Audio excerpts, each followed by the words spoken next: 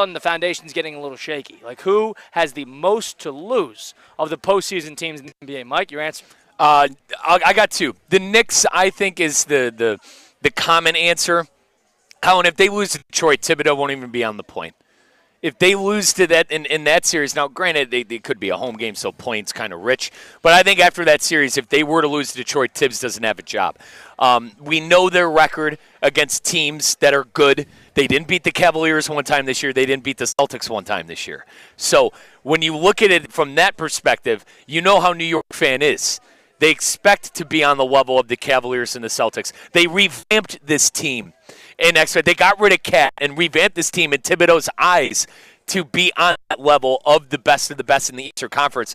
If they lose to Detroit Pistons, he won't have a job. I say that again. If they lose to the Pistons, Tibb is not going to have a job. If they win a playoff series, though, and they do the Pistons, you're going to have some conversations because are they going to be okay with winning 50 games and going on a playoff run? That's something you're going to have to ask a Knicks fan. But personally, they're starving for a championship. Those fans have been crying for years that the Knicks haven't won a championship, and God only knows how long. I think it's the Knicks with the most to lose by far. By far, it's the New York Knicks.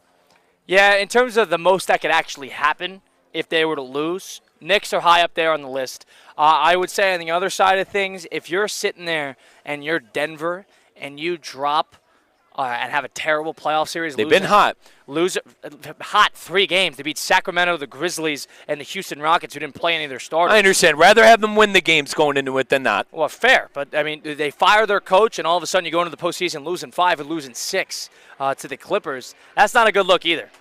Most to gain. If that happens, Denver will be looking at quite a retool going into next year. They're going to get rid of a lot of players. They're probably going to ship out Michael Porter Jr. They're probably going to consider shipping out Jamal Murray. If they do not put together a good postseason run, they are going to be making a lot of changes within the structure of that team with a new general manager and new head coach. And the Joker, obviously, I think would be the only untouchable on that roster. If the new general manager comes in there and wants to clean house with everyone outside of Joker, you think the Kroenkes, the ownership of the Nuggets, are sleep at night? Personally, I don't think so. Maybe Jamal Murray, because he was such a big part of that championship run a couple of years ago.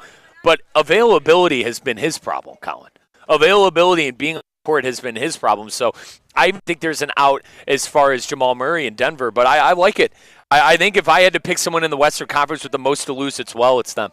Yeah. It's definitely them. I don't think it's Oklahoma City. I quite frankly don't think Oklahoma City is under any pressure at all because they're young. They're under a lot of pressure. They're young, though. They're going to be doing this for the next couple of years. I mean, how many times can you win 67 games and have nothing to show for it, right? I mean, how many years are the Stars going to – you're going to have to pay some of these guys eventually. It's going to get harder and harder to get this crew together. This is sort of like the stars are aligning moment. Shai Gilgeous-Alexander is going to make $75 million here pretty soon. They're paying Hartenstein $30 million a year. What happens when you got a home game? Bolt, Jalen Williams. But we're still, a year or two away from that. They still have some time, is what I'm saying. Unlike maybe a couple other teams. You got a window. Sure. You want to know, Kyle? I wanted to bring this team up to you. You want to know whose window is closed? Is Milwaukee. And listen, I understand Damian Lillard's hurt. But I think they're another team that could have something to lose. If they don't beat Indiana, I think there's going to be some questions. I think that. See, if they don't beat Indiana, I think there could be some questions. Watch Milwaukee be dangerous. Be dangerous. They get the best player on the floor in any game they play, and I don't love Giannis in the postseason. I really don't. In the game against Miami where he quit, terrible. But the way I view it is they've played well recently. They kind of are the old man roster of this NBA playoffs of all of them. Even after getting rid of Then Middleton. The Clippers and the Warriors are the oldest teams probably in the field. And they need to kind of put up or shut up at this moment or else they're going to be dealing with quite a retool as well. They got Doc Rivers there who knows how to win a playoff series. He's not an elite playoff coach, but knows how to win a playoff series.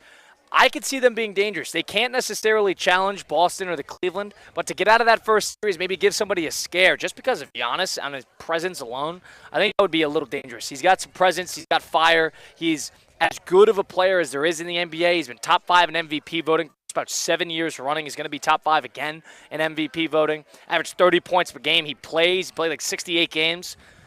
Watch them be a little dangerous. I know they don't have Damian Lillard with blood clots, so that's going to be at least out for the first part of the round. I question a bit of their depth, but I'm with you. I question they're going to be relying on Kyle Kuzma right. To figure this out. Gary Trent. So, but think Giannis is as good of a player that he could catapult them to a series. Interesting. Most to lose. I don't know if I'm expecting anything out of Milwaukee. That's the one thing. I just, like, when I think of most to lose, how long – and listen, if you think I'm crazy for this, let me know. I know how the NBA star is, Colin, okay?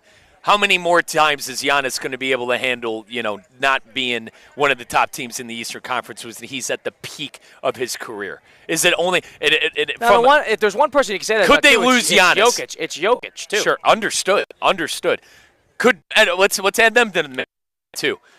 Could Denver lose Jokic if things don't go right? Could Milwaukee lose Giannis if things don't go right?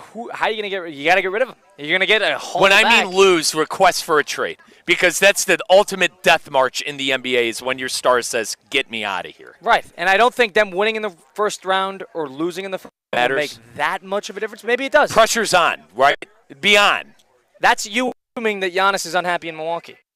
Right? I can't imagine he's stoked. He's not competing for a championship every year, but who is competing for a championship every year? I think we're a long way from him eating Chick-fil-A nuggets, though. Yeah, like you know what I mean? Yeah, I agree. He's in the From prime the of his career. championship, yeah. He's had a great season, but I don't know his personal. If he's unhappy because Damian Lillard got hurt, they're an aging roster. They're trying to make changes. They weren't afraid to get rid of Drew Holiday. They weren't afraid to get rid of Middleton. They're trying.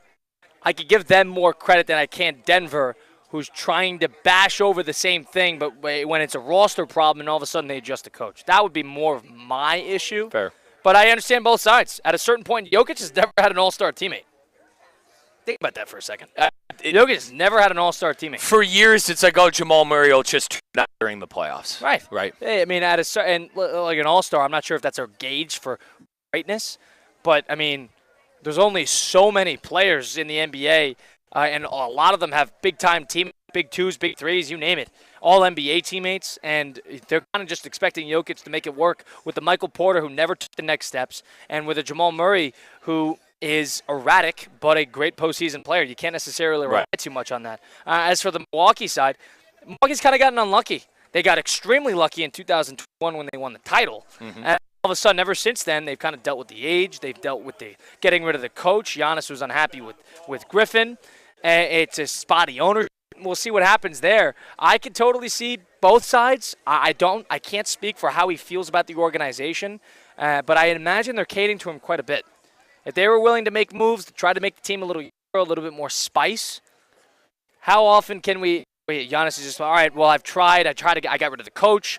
We had to get rid of Holiday. I needed another star. They got me another star. That didn't work out. We got rid of Middleton. We brought me in Kyle Kuzma.